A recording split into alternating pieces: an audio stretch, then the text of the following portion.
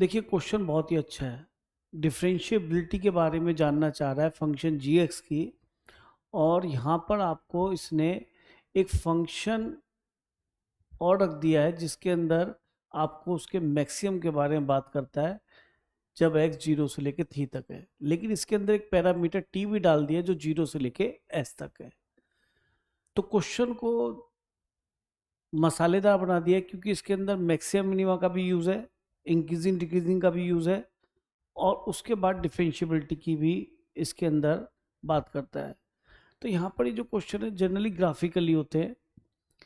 तो इसके आगे जो 3 से लेके 4 तक है इसमें तो हमें कोई दिक्कत नहीं है, लीनियर फंक्शन स्ट्रेट लाइन बनेगा। कहानी ये है कि ये जो फंक्शन लिखा है टी की टर्म्स में, इसका हमें मैक्सिमम चेक करना है। सबसे पहला हमारा टारगेट ये होना चाहिए। तो चलिए इस फंक्शन को हम एफ ऑफ टी लेट कर लेते हैं, और जैसे हमने इसे एफ ऑफ टी लिया तो ये बन गया बेटा T cube minus 6t² plus 9t minus 3। और यहाँ पे देखिए x 0 से 3 मूव कर रहा है, लेकिन उसके अंदर एक पैरामीटर t है जो कि 0 से लेके x तक मूव कर रहा है। अब हमें यहाँ पे देखना है कि इस फंक्शन का मैक्सिमम क्या होगा।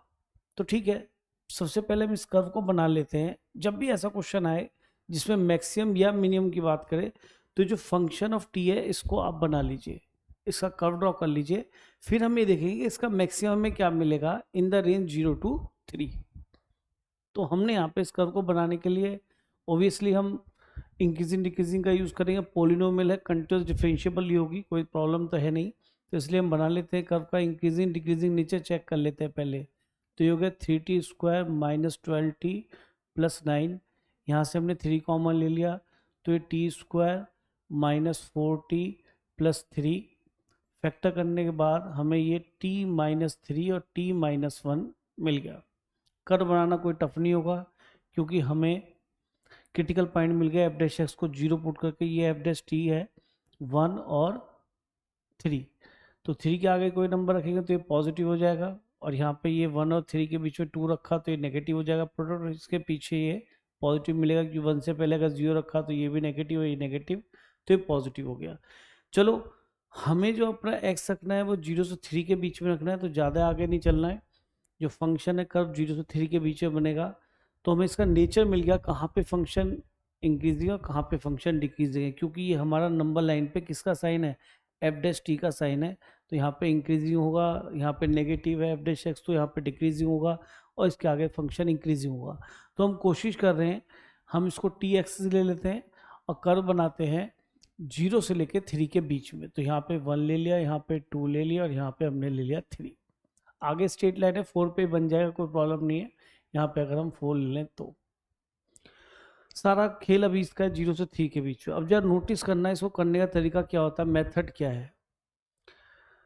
जब आप इस कर्व को ड्रॉ करेंगे तो आपने यहाँ पे 0 पे देखा वैल्यू आ गई -3, तो यहाँ पे -3 आ गया। 0 पे -3 रहा, इस कर्व को ड्रॉ कर रहे हैं हम। अच्छा 1 पे यहाँ पे टर्न मिलेगा क्योंकि फंक्शन इंक्रीज करेगा यहाँ पे, फिर यहाँ पे टर्न मिलेगा डिक्रीज करेगा, फिर यहाँ पे 3 तक डिक्रीज करेगा। यहाँ पे 3 पे एफ डैश एक्स 0 है, फिर उसके बाद ये इंक्रीज करना स्टार्ट कर देगा क्योंकि वहाँ पे एफ डैश एक्स पॉजिटिव है। तो रफली जो कर्व की नेचर हुई कुछ ऐसी ही बनने वाली है। तो हम क्रिटिकल पॉइंट्स पे अपनी y की वैल्यू निकाल लेते हैं और जहाँ पे टर्न मिलेगा उसे प्लॉट कर लेते हैं। तो यहाँ पे 0 पे तो हमें क्या मिल गया, यहाँ पे -3। 1 पे देखा, 1 पे वैल्यू मिलेगी, t को 1 रख दिया तो 1 पे वैल्यू मिली 1 - 6 प्लस 9 - 3। तो ये 9 कैंसिल हो गया, तो एफ ऑफ 1 की वैल्यू यहाँ पे 1 मिल गई। इसका मीनिंग 1 पे ही आपको 1 देगा। मान लीजिए हम यहाँ पहुँच गए, ये 1 पे आपका 1 हाइट हो गया। अब आए हम 2 पे।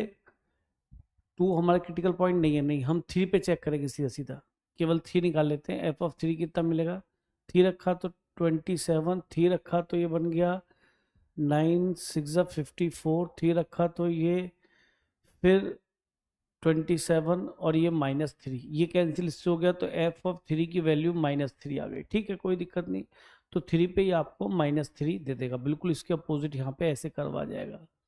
इसके आगे चलते हैं।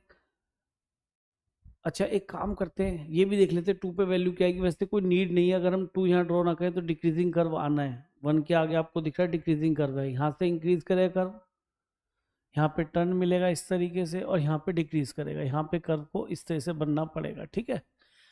तो हमने अभी फिर भी 2 पे वैल्यू निकाल लेते हैं, नीड नहीं है, तो इससे थोड़ा ये आइडिया हो जाए कर्व इधर आ रहा है इधर आ रहा है। वैसे कोई जोड़ नहीं है क्योंकि कर्व फिर भी बन जाएगा, पर वो एक रफ कर्व होगा। तो मैं आपको प्रॉपरली दिखा रहा हूँ। तो मैंने टी को यहाँ पे 2 रखा तो ये बन गया 8, यहाँ 24, 2 रखा तो यहाँ 18 और ये -3, तो ये हो गया 26 -24 -3, तो ये आपका आ गया 2 -3 यानी कि -1, यानी 2 पे -1 होगा। थोड़ा एक आइडिया अच्छा सा मिल जाता है। ये नीचे कर्व निकल चुका होगा इससे पहले ही, 2 पे -1 आ गया होगा और ये कर्व इस तरीके से जाएगा।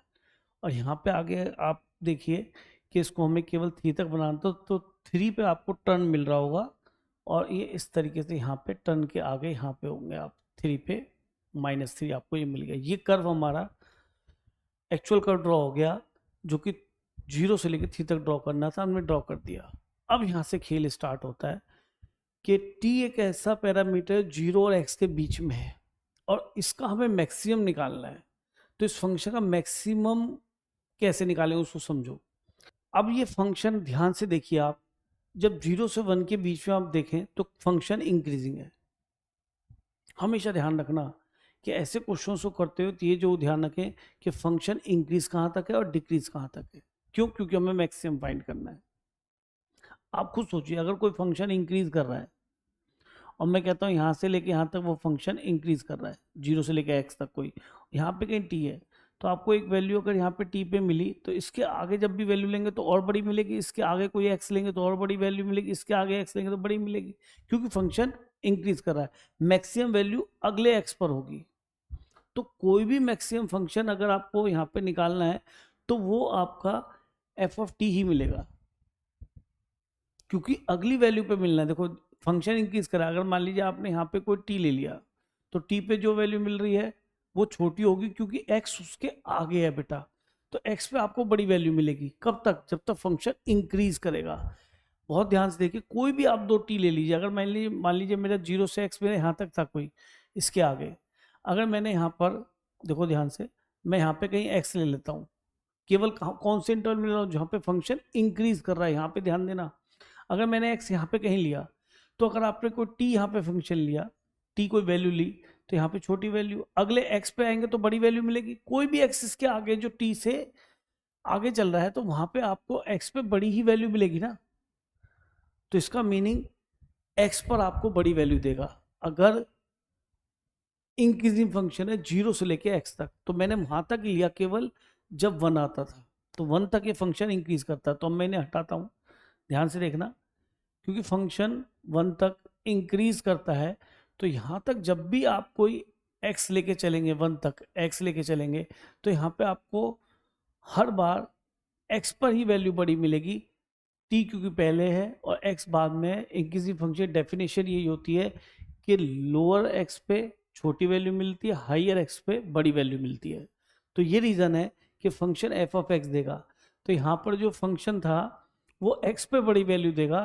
तो मेरा gx फंक्शन तैयार होने लगा बेटा, जब x में 0 से लेकर, और एक्सक्लूड कर लेता हूँ 1 को, क्योंकि 1 पे तो इसका मैक्सिमम अटेन हो जाएगा। 1 से पहले पहले हमेशा x पे आपको बड़ी वैल्यू मिलनी है।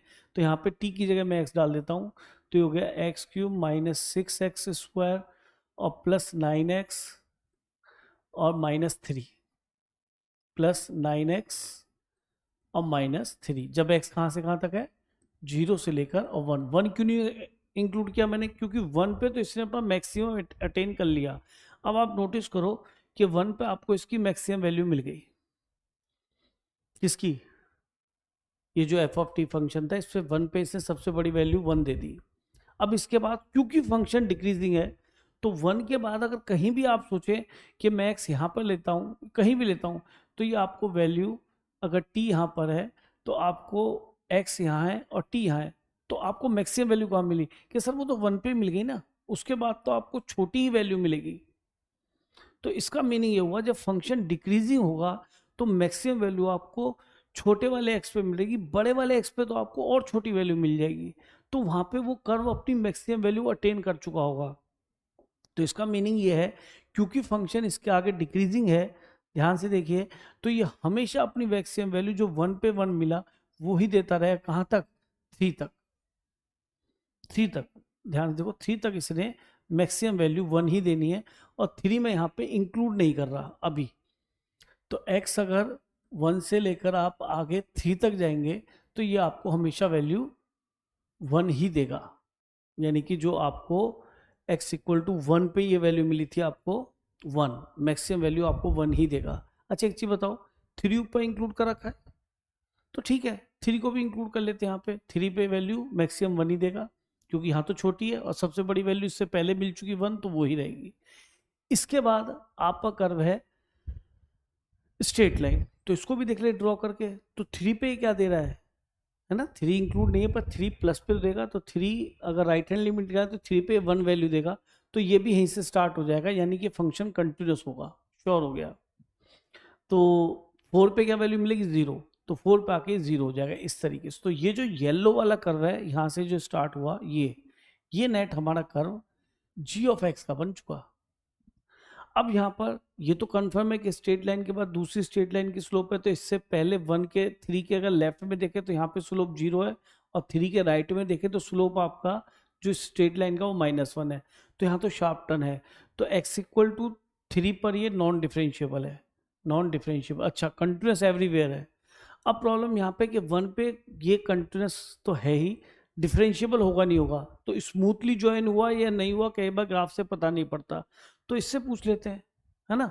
तो यहाँ पे हमने फंक्शन बना लिया कि अगर 3 से आगे है 4 तक तो ये फंक्शन 4 - x है, तो फंक्शन तो हमारा रेडी है, कंटिन्यूस ये है। देखो यहाँ से भी चेक कर सकते हैं, अगर यहाँ 1 रखिए तो ये 1 की तरफ जा रहा है, यहाँ 1 रखेंगे तो ये भी 1 की तरफ जा रहा है, तो 1 पे कंटिन्यूस हो गया।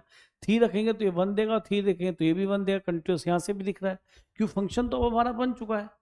फॉर्मूले के थ्रू भी हम चेक कर सकते हैं कंटिन्यूस डिफरेंशिएबिलिटी, लेकिन ग्राफ भी हमारा बन चुका है। तो अब ग्राफ की वजह से 1 पे फील तो ऐसा ही आ रहा है कि ये डिफरेंशिएबल होना चाहिए, क्योंकि यहाँ से कर्व चला, यहाँ तक मुड़ा, उसके बाद यहाँ पे भी स्लोप 0 ही होती है, क्योंकि आप जानते हैं जहाँ पे टर्न आता है वहाँ पे स्लोप 0, और इसका स्लोप भी क्या है? 0, क्योंकि कांस्टेंट फंक्शन है। तो श्योर ये डिफरेंशिएबल है। अगर फिर भी आपको लगे कि नहीं भाई मुझे फील नहीं आ रहा, तो आप ये कर सकते हैं कि इसका डेरिवेटिव लें g-x, और डेरिवेटिव से आप चेक कर सकते हैं डिफरेंशिएबल आएगा नहीं आएगा। तो 3x² - 12x + 9, अभी आपको दिख जाएगा। 1 पे प्रॉब्लम थी कि किस तरीके से ऐड हुआ है, 1 का कॉन्स्ट, इसका 0 आ गया, मैंने कहा भी था इसके आगे स्लोप 0 है, राइट हैंड डेरिवेटिव। तो ये 1 से लेकर 1 यहाँ पे इंक्लूड है, 1 से लेकर 3 तक। मैं आगे फंक्शन लिख नहीं रहा, वहाँ तो मुझे क्लियर है। तो जैसे ही आप यहाँ पे x को 1 डालेंगे, यानी कि g-1 माइनस चेक करेंगे, तो 1 - s डालेंगे तो 1 की तरफ ही जाएगा, 1 रखेंगे तो कितना मिलेगा? 3 - 12 + 9, यस इट इज़ 0। तो यानी कि लेफ्ट हैंड डेरिवेटिव भी 0 और राइट हैंड डेरिवेटिव भी 0 है, तो यहाँ पे स्मूथली इसके साथ ज्वाइन हुआ होगा। तो इसका मीनिंग ये हुआ कि कंटिन्यूस तो है एवरीवेयर, एंड डिफरेंशिएबल केवल एट x इक्वल टू 3 पे नहीं है। तो उसने हमसे पूछा है कि g(x) इज नॉट डिफरेंशिएबल, केवल एक पॉइंट है which is x equal to 1, और नंबर ऑफ पॉइंट्स भी आप पे कितने हैं? 1 ही है। तो बहुत बढ़िया क्वेश्चन है, ग्राफिकली हम इसे अटैम्प्ट कर पाए।